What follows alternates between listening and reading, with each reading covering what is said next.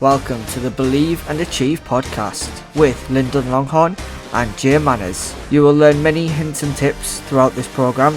It will be a process which will be ongoing and will inspire you throughout your career. Let's go!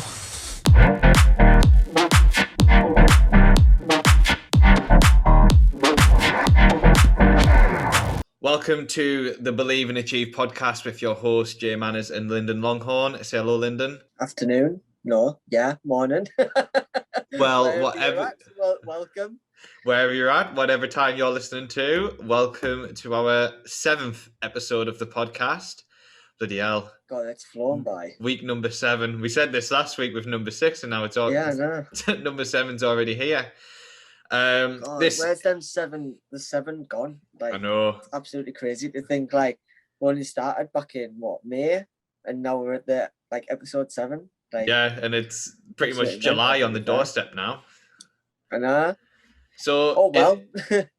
In this penultimate episode, we are going to be talking about our swimming journeys.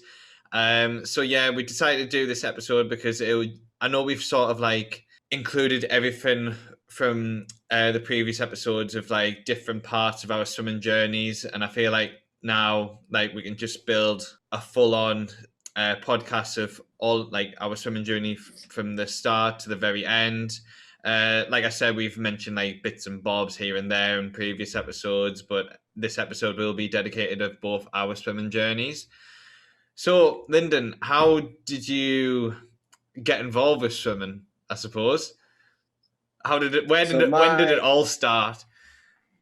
My swimming career, it started back in 2008. So don't get me wrong, I've always been in the water for swimming lessons through primary school, and my grandparents helping me in the water to just get us moving as a baby.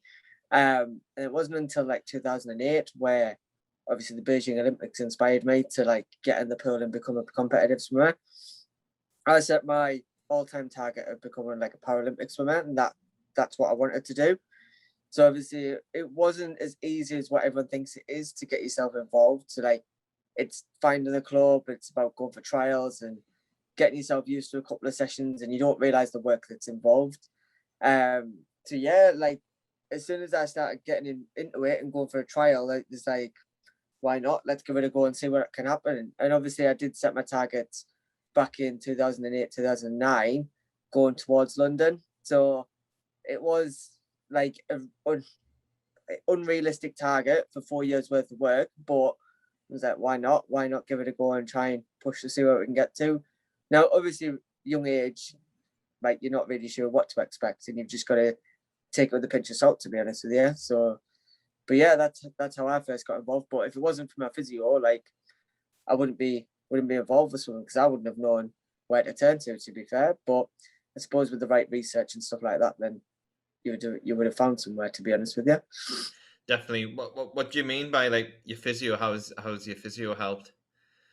So I obviously had prosthetics and stuff that helped me walk. Yeah. And we were doing multiple sessions of just getting us up out my chair and things like that. And I turned around and said, look, do you know any programs that would take us on for a trial to see what I'm like, and obviously see where we can develop to. And luckily, obviously she did, which was in the local area, which was 2 seconds away from my secondary school, which was great because it meant I could just finish school and go straight for a swim, which was fine. Yeah. Now, obviously, when you think about it, you think, oh yeah, it's just a swim. But yeah, when I was got in the water and started doing proper sets after I think it's after a month, few weeks or something, and I was oh my god, you don't expect what it is until you actually get into it. Yeah. But yeah, if I wasn't doing the physiotherapy with my prosthetics and things like that, I probably wouldn't be involved with swimming. But yeah. Yeah, that's awesome. Yeah, a little bit similar to me of how I started swimming. Obviously it's just a massive life skill, isn't it? Just to learn to swim. Yeah. That's the whole reason, how I got involved with it first. Went to swimming lessons, and then soon got transferred to Durham. And then, yeah, and they just started doing little competitions here and there. And obviously, I mentioned before about junior league, started getting involved with junior league.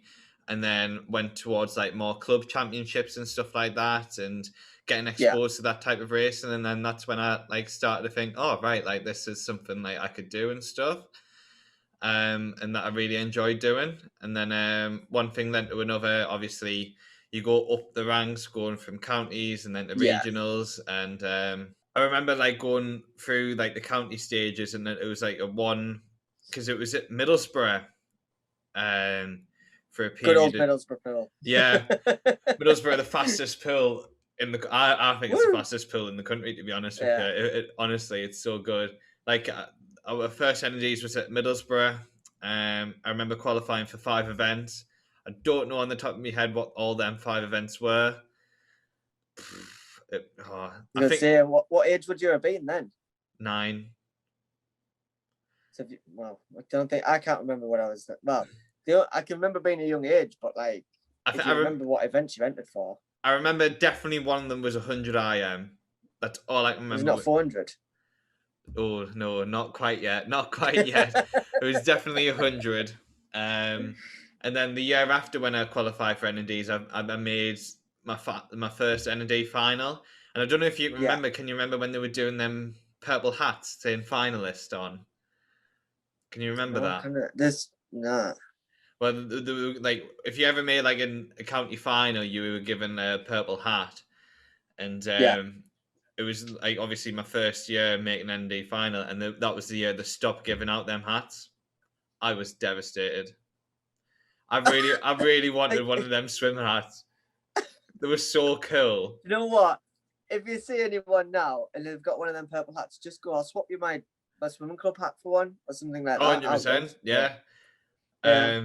But I really wanted one of them purple hats, and then as soon as I made my ND final, my first thought was like, yes, I'm going to get one of them hats, and they stopped doing them.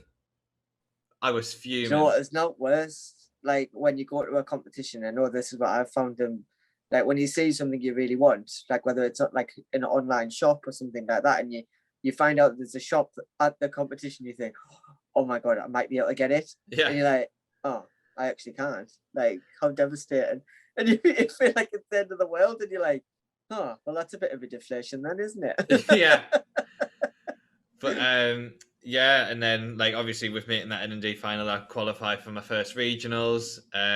Going to Sheffield, Ponce Forge for the very first time. Like you just never forget the first time when you go to Ponce Forge, because like as soon as you walk in, it's just huge. Yeah. It's like it probably is like when you're at that age, it's the biggest venue you've ever competed at. Did you feel the same? I think as well, like for Sheffield Pool, it's one of those like if you get the chance to go to Sheffield and race, just go, because for me, I've always found it to be a fast pool. I don't know about you, Jay. But I agree. I think it's a fast pool. But like I feel like there's multiple pools where you go to and you're like, it kind of like touches you when you get in the water. You're like, yeah, this is a good pool. Yeah. There's others that you go to and you just think, I feel a bit off, and it takes you a while to get into it. Don't know why, but I don't like something about Sheffield where you just like you click with it straight away. Yeah. Yes, it's all uphill and downhill, and like when you're coming out of the pool and stuff like that. If you're a wheelchair user, just make sure you've got someone to push you or something like that. Yeah, 100%. But yeah, so what age were you when you went to Sheffield? It was age, or? It was 2010, so it was like 10-year-old, and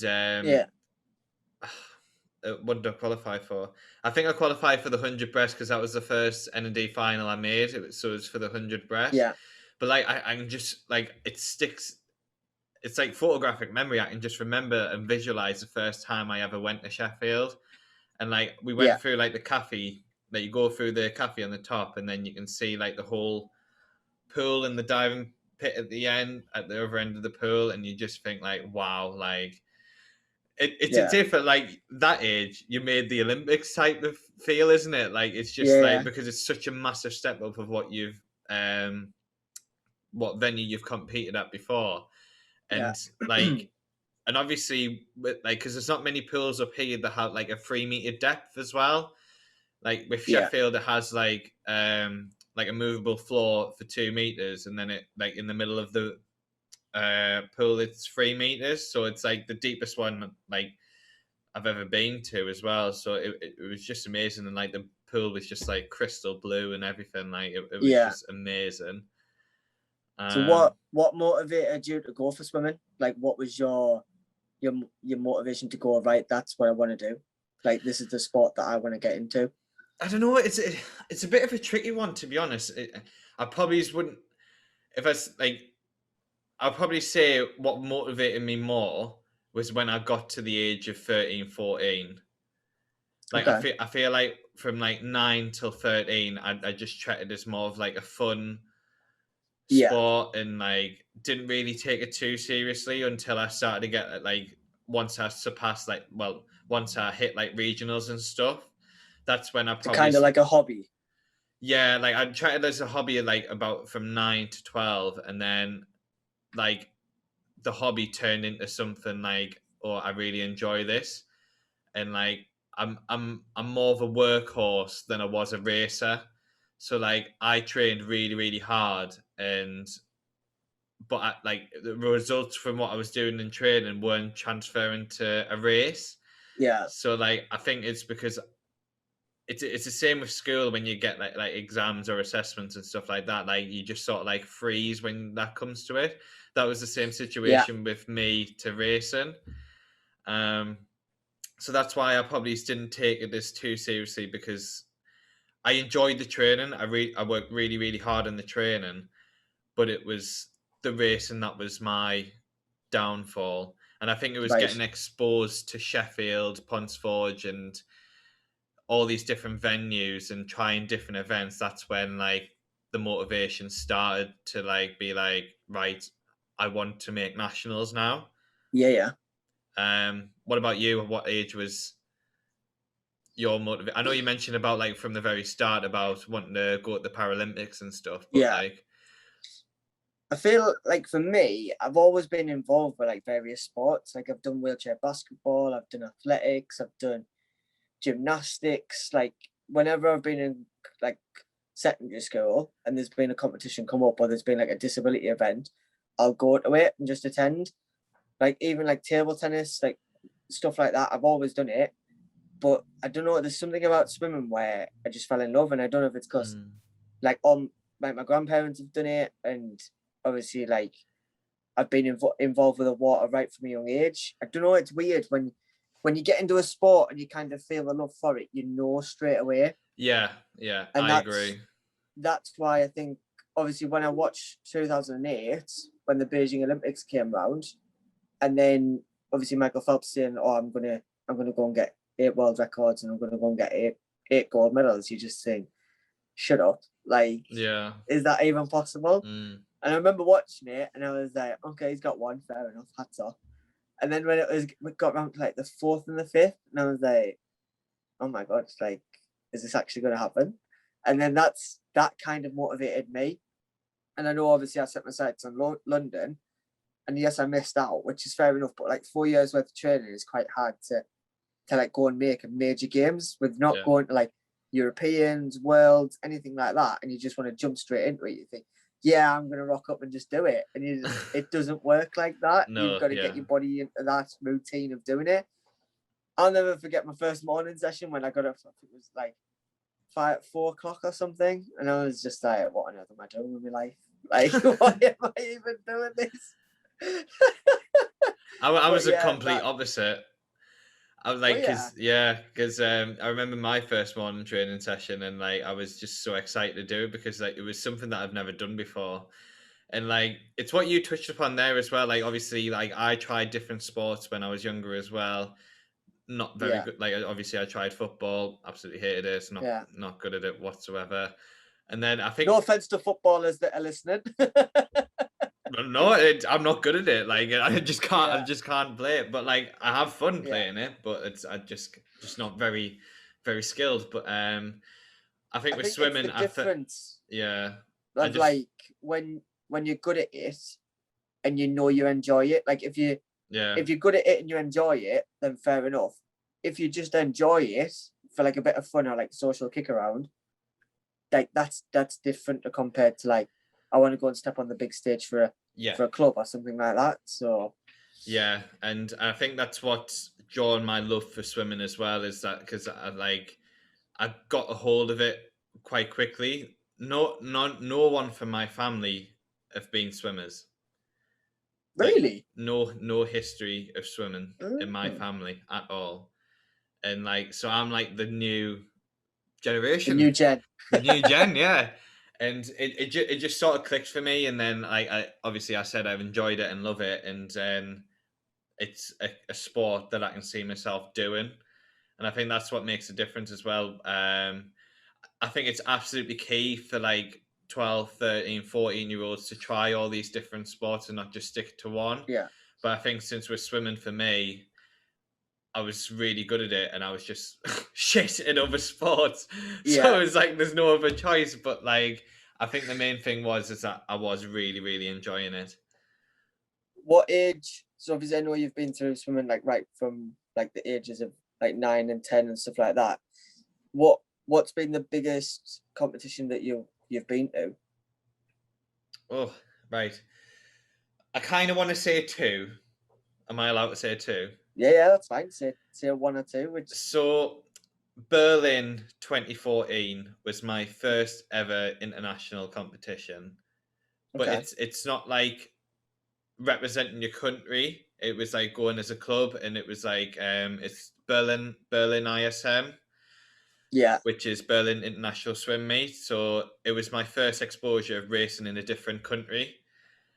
And I think I'd maybe touched upon it on another podcast. I'm not too sure, but it was like so, yeah, it was at that moment at Berlin. It was like I only had two events. My times were under the consideration, which was the 100 backstroke and the 100 fly. yeah. And so I was in Sunderland at the time, and I was in an age group squad, so I was about 14. And there was only a select few of age group swimmers that were selected to go with the performance squad in Sunderland. Like I said, I had two events, and I got rejected for one of them, so I managed to qualify for the 100 backstroke for Berlin. Okay, It's a lot of money to go for one for event one, yeah. I know what you to mean. an Yeah, international competition, but like with the support of like my parents and everything like that and the club, like I was able to go because I really wanted to go. And even if I got rejected for both of my events, the head coach at Sunderland wanted me to go anyways and just have the experience. Even if I yeah, didn't race, I can just go for a training camp pretty much. But it was so good because I managed to get that one event, and I believe I raced on the second. We flew on the Thursday, raced Friday, Saturday, Sunday, and I raced on the Saturday. And I would never forget it. It was live streaming everything, and when my parents were watching it, it said Manners with the GB flag next to it. yeah, And obviously, when you see on TV and you see like the international, like the big international events, and you see the yeah. last name and the flag, and it's something that inspires you, doesn't it? But like to see that on a live stream and it's you, I think that's when Uh, the motivation switched, and that's when it yeah. happened. And It's like a different spark comes into your head. Like yeah, all of a sudden you've gone from being like a young child to like messing around. Not so much messing around, but like just enjoying it as like a hobby and you love yeah, what you do. And for your health point of view. But then as soon as you say that your name with the GB flag next to it, you just go, this wow, is why I'm doing this. yeah. Yeah, exactly. 100%. And I was in lane 8, so like if you're not familiar with swimming, you have lanes 0 to 9.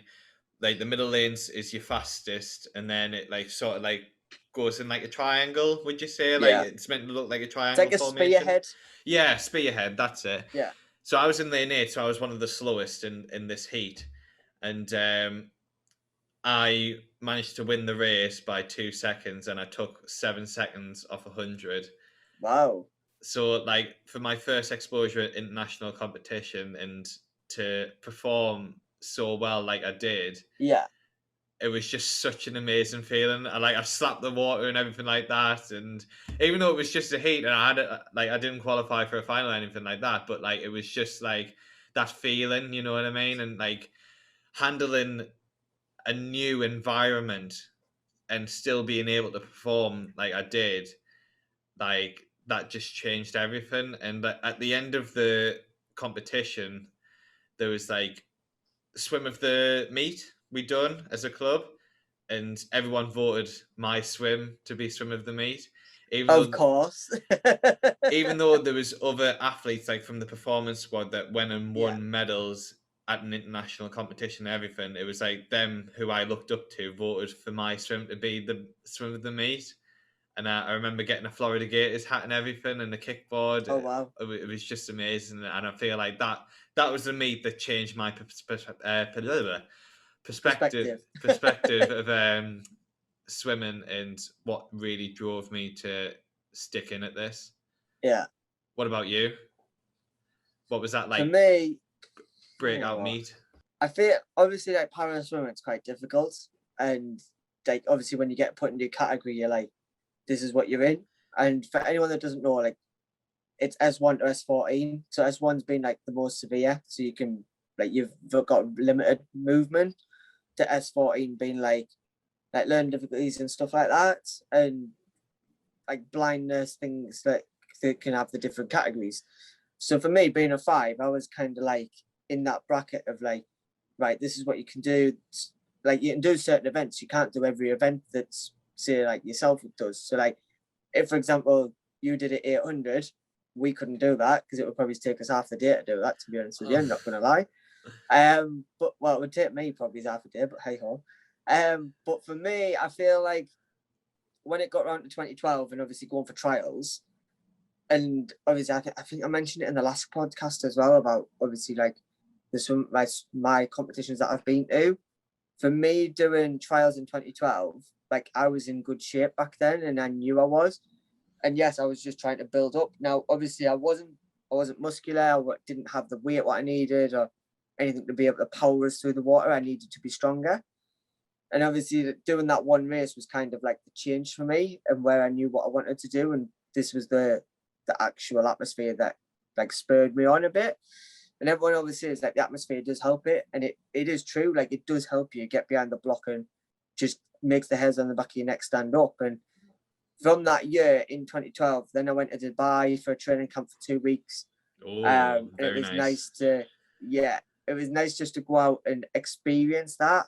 Yeah. And it's different when you go away with a squad and you're doing like various different testing, and like your morning training, we trained outdoors, and night we trained indoors. So it was nice to get that bit of variation. And obviously, throughout my swimming career, I've had various opportunities to go abroad, to race abroad, so like in Berlin and stuff like that. And obviously, still not got on the big stage yet, where obviously I have set my sights to be. And I think for me, being in the category what I was, it was quite difficult.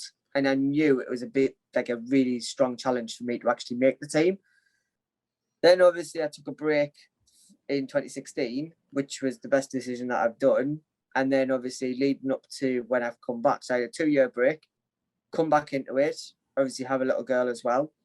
And for me, having a little one, as much as like they do motivate us, my little girl's the motivation for me to get back in the water. And I know a lot of people are like, well, when you're done, you're done. And it's like, yeah, but you're missing something. You feel like you've not finished off from where you've left off from. Yeah. So that's why I was like, I need to get back into it. So obviously now it's just about waiting and seeing. But yeah, every day, like that is my motivation. And I look back through the journey, what I've been on. Now I'm in a new category. It kind of changes the whole perspective of it. But like for receiving like international medals when I was at Berlin and stuff like that, British records, like that is what you train for every day.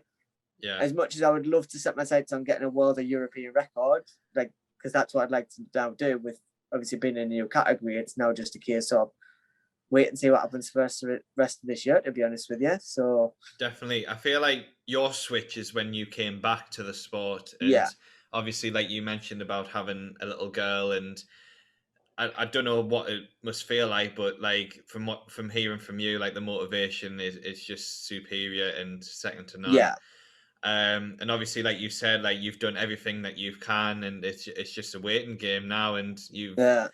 it's just exciting, isn't it? It's like that every day the clock ticks, and every session you're in the pool, and you just think like you could miss one set, or you could be injured for a few weeks. And the best way to look at it is like, if you're injured, would you rather rest this period and then come back, or would you rather get back in the water and make yourself worse and put yourself out longer? Yeah. For me, I know which option I'd take. I'd be like, right, I'll just rest for a couple of weeks and then come back and build it back up again. You might think a couple of weeks worth of work, you've not lost anything. But believe me, when you get back in the pool from a couple of weeks, I was out for 2 years and I got back in the water and felt like a brick. Yeah. Like, I was the heaviest I've ever been. And I've never been like that before. Whereas now, it's like that complete switch of just going, boom, this is what I'm going to do. Yes, I know I'm 25 and like I've experienced a lot through a swimming career, but now it's like, this is why we do shit. This is why we get shit done. And you've just got to do every session you can. It's all about patience and persistence as well. It's just like going through all the emotions, all of the sets in the pool. It's an emotional roller coaster, and I like probably you can relate to this. I feel like any sport, like even swimming, it doesn't matter what you do, you will always have that roller coaster of going up and then coming back down. Then you'll go back up again. Then you'll be coming back in the middle and plateau. Then you'll go down. Then you come back. You always have that. Yeah. But that's what makes it better. And that's what gives you that motivation to get up at 4 o'clock in the morning and go and swim, rather than just being like, I'll just lie in bed and I'll just not bother. And you think to yourself, that could be the session that could have got you to an Olympic Games. So, but yeah, that's where I feel like the 2-year break was a massive gap and a massive booster for me. Yeah. So I think that's such a great message as well. And obviously, like I mentioned about another competition that probably has like changed my view on swimming. Well, I feel like Berlin was the pinnacle of what's changed. Like this is what I want to do, and this is the sport I want to take to as far as I physically can, whether that is to qualify for an Olympics or if it's just to medal at a national championships, whatever it is, I'm going to give my absolute everything and take it as far as I physically can go in this sport, and knowing I've given it 110%.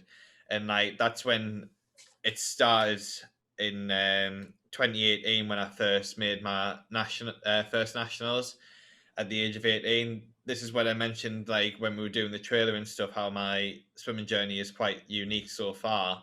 It's because kids usually make nationals around 13, 14, and it's pretty hard to like train with them and keep up with them, but still not making it somehow.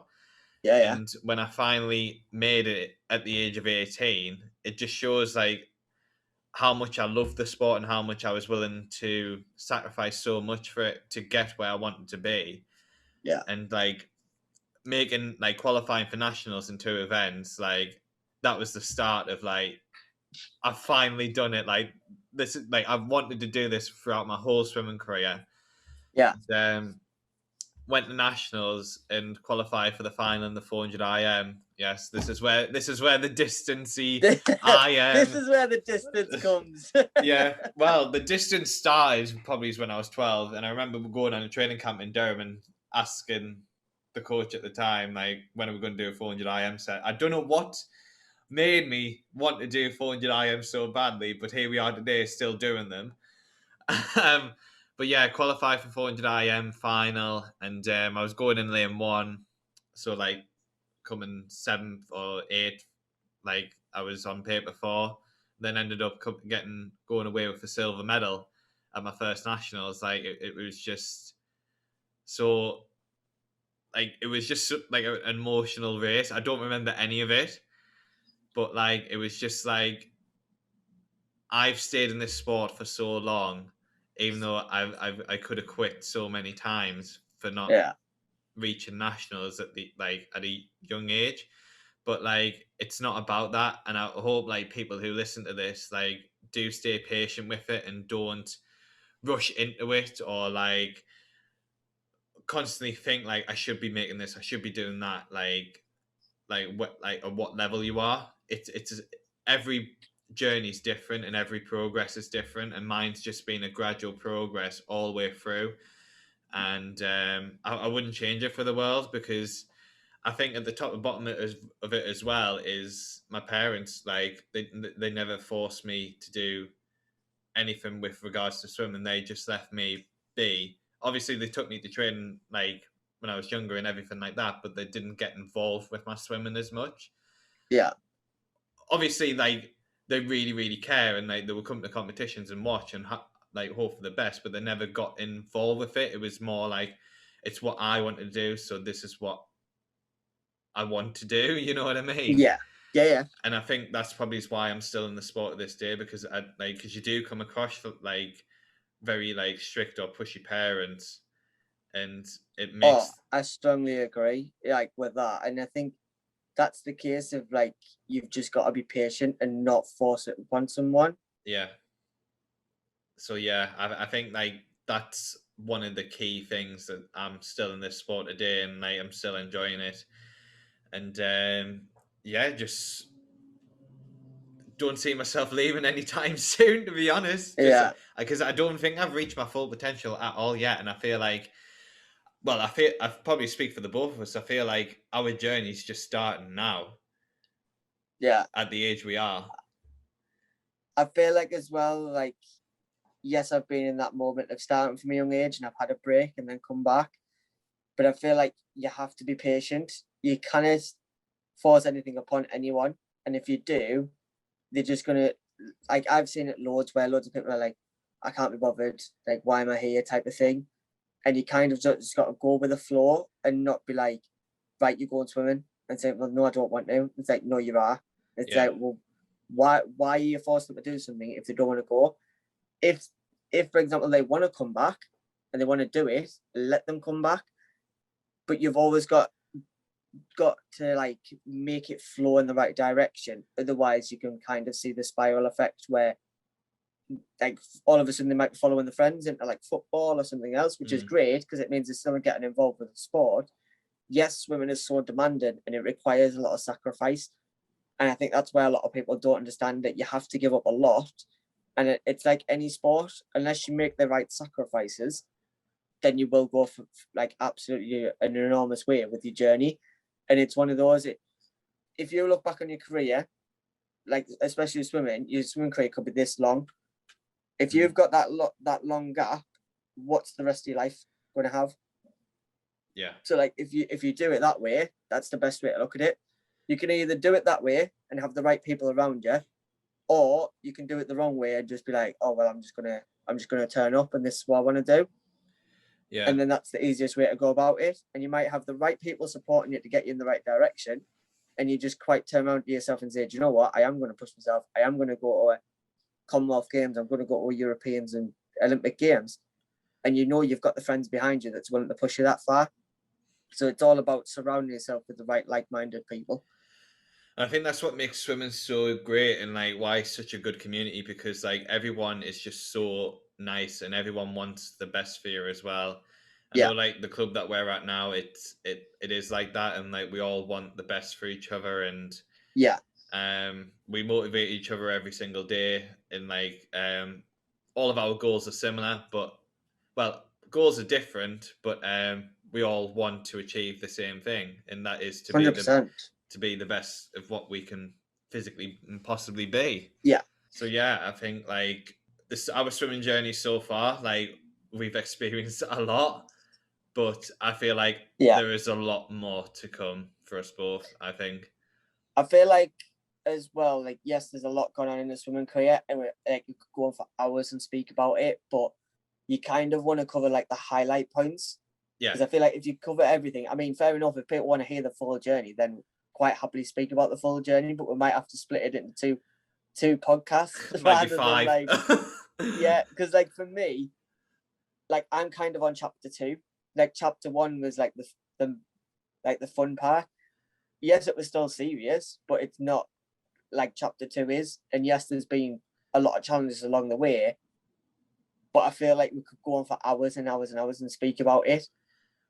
But if it's something you want, let us know. I'll quite happily tell you and be absolutely honest with you. But yes, there's been mistakes made, and you learn by your mistakes. At the end of the day, you're only human. Yeah. And unless you witness that, how do you know where to improve from? Like, you actually don't. And I feel like that's the key message, like, from this is, if you make them mistakes, you will know where to improve next time. If you don't make any mistakes, how do you know you're doing the right thing? So, but yeah. Yeah, it's definitely a reflection sport, and like, I feel like it's so important to reflect on the journey that you've had, and it's like you say, like, learn from their mistakes, take the absolute highs that you've had, and there's lows in that journey as well. But like, at the end of the day, you're still in this journey to this day, and there's a reason why you're still doing this journey, and everyone has a goal, and not everyone achieves that goal, but as long as you give your absolute best and try and get to that, try your physical and absolute best to get that goal, then you've done your job. And I feel like when the time is up, and when the time is to call the journey to an end and focus on a new chapter of your life. But I feel like with swimming, since it's such like quite a young sport, even though we want to try and drift it away from being a young sport, but I feel like you have one chance at it, and just go for it. Like, just absolutely go for it. It's probably the same for a lot of other sports as well. Probably football, for example. That's quite a young sport as well. But I think the best bit of advice as well, like, you could quite happily sit here and be like, oh yeah, it's absolutely fine, I know I'm going in the right place for it. You could be surrounded by the right people, you might not be. And if you think about what's being said every day, and whether it's over message, like, you could turn around and someone could say, for example, you might wake up in the morning and be like, oh, I've had a contract to move down south, or like, I want to go to a high performance center if you're with swimming. Are you going to refuse that? If you're in a good program, fair enough. Like, I know for us, like, the program what we're in is absolutely phenomenal, and we wouldn't be where we're at if we weren't in this program, to be honest. 100%. And like, this is yes, you learn by your mistakes, and I've been to like performance centers and stuff like that, and I've loved it. But I don't know, there's like a spark what you need to kind of fire you on a bit more, and then it's like, if you take it, fair enough, but you might want to take it and be like, this is the best decision I've made. Or you might want to just say, do you know what, I'm not going to do it. I know you'll probably say the same, Jay, but for me, don't live by your regrets, and don't turn around and say, do you know what, I wished I did that earlier, or I wished I did this earlier, because it's quite easy to do that. I know there's some stuff what I'd probably say, I wished I'd done this differently, but that's different. But every choice that I've made, I've done it for a reason. So exactly, and just to finish up on that, is like, everything does happen for a reason. I'm a massive believer of that, and like, we are where we are today because of something that's happened for a reason, and whether that is like a high or a low, but you learn from it, and you are where you are today, and it's what makes us human. Absolutely. So, to wrap up this penultimate episode, that is like some of our highlights of our swimming journeys from when we were very young to now, I guess. And like I said before, I feel like our journeys are just starting now, really. So thank you for listening. We would love to know what your journey is, whether it is in swimming or a different sport. Like, let us know, get in contact. But yeah, that's all from us. Have you got any parting words, or you all good? I think all it is for me is, like, for anyone who's listening to this today, whatever sport you're in, don't live by regrets. Learn from what you've done. And I think that's the most vital thing you'll learn from life. At the end of the day, you're only human, and as long as you learn by that, then that's absolutely fine. Like, no one can fault you for it, but at least you know, like, what you need to do going forward. Definitely. What a way to finish. That's a good message. But yeah, thank you very much for listening, and we'll see you on the final episode next week. Jesus Christ. Yeah. Of season 1. Woo! Thank you for listening to our podcast. We hope that you enjoyed, and we are so excited to bring brand new content to this. So make sure you check out our socials to stay up to date of when we'll be posting next. Until the next one, take care, and remember, believe and achieve.